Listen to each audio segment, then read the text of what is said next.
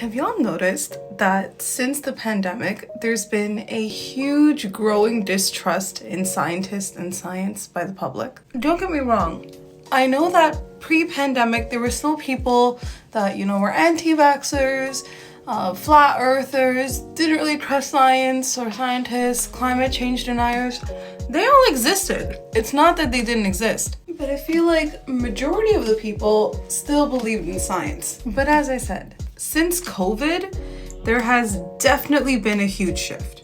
We can attribute that to the terrible science communication, at least during the initial days of the pandemic, where, every other day the government and the experts were saying something else, which is valid. I understand as someone in the public, that would be not very trustworthy because they keep changing what they're saying. I think the issue there is that people don't understand that science isn't just fact all the time. Science is basically a process of being less and less wrong over time, if that makes sense. And unfortunately, in the early days of the pandemic, new information was coming out every day. And so the experts could only go based off of what they knew. Once the vaccines were announced and they were rolling out, oh my God, the misinformation was rampant.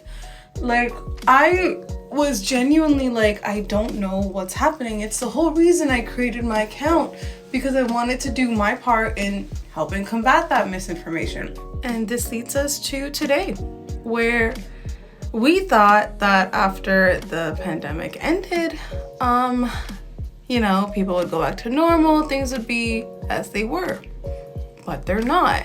And people still completely distrust science and scientists. It's the whole reason why I'm now going into the field and I'm doing a master's in science communication, is that I agree.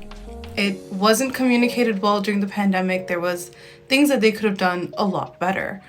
But I do think that this side effect of the public completely losing trust in science and scientists is something no one saw coming. And it's something I hope me and other people can help change in the future.